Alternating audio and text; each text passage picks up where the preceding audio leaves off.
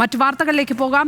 ചേർത്തല സ്ത്രീ തിരോധാന കേസിൽ പ്രതി സെബാസ്റ്റ്യന്റെ പള്ളിപ്പുറത്തെ വീട്ടിൽ വീണ്ടും പരിശോധനയ്ക്ക് ക്രൈംബ്രാഞ്ച്.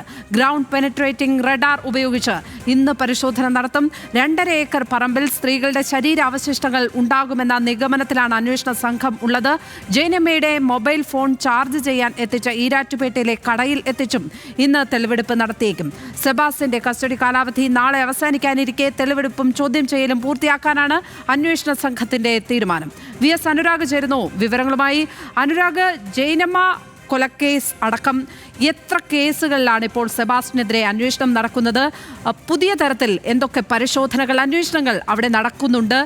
ഇപ്പോൾ ഇതുവരെ പരിശോധിച്ച കാര്യങ്ങളിൽ നിന്നും പോലീസിന് വ്യക്തമാകുന്ന വിവരങ്ങൾ എന്തൊക്കെയാണ് അനുരാഗ്?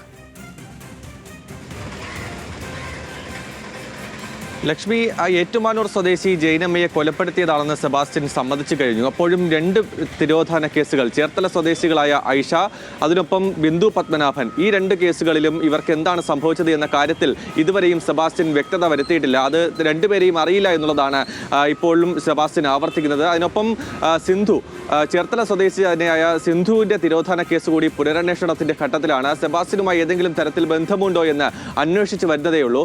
കഴിഞ്ഞ ദിവസം സെബാസ്റ്റ്യൻ്റെ പള്ളിപ്പുറത്തെ വീട്ടിൽ 7 മണിക്കൂർ നീണ്ട തെളിവെടുപ്പും പരിശോധനയും അന്വേഷണ സംഘം നടത്തിയിട്ടുണ്ടായിരുന്നു. പക്ഷേ കാര്യമായൊന്നും അവിടെ നിന്ന് കണ്ടെത്താൻ കഴിഞ്ഞില്ല.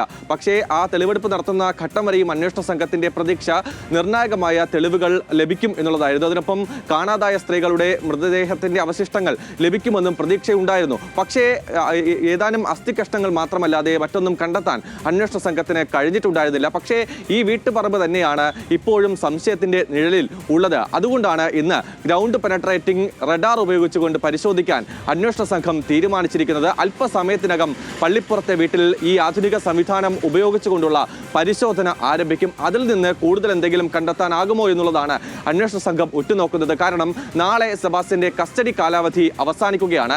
അതിനു മുൻപ് ഒരു പൂർണ്ണ ചിത്രം അന്വേഷണ സംഘത്തിന് തയ്യാറാക്കേണ്ടതുണ്ട്.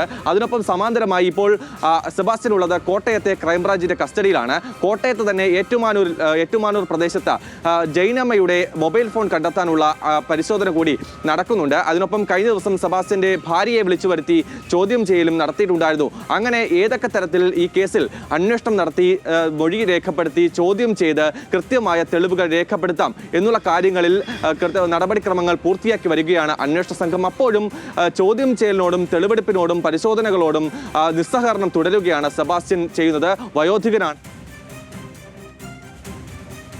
ശരി അനുരാഗ്.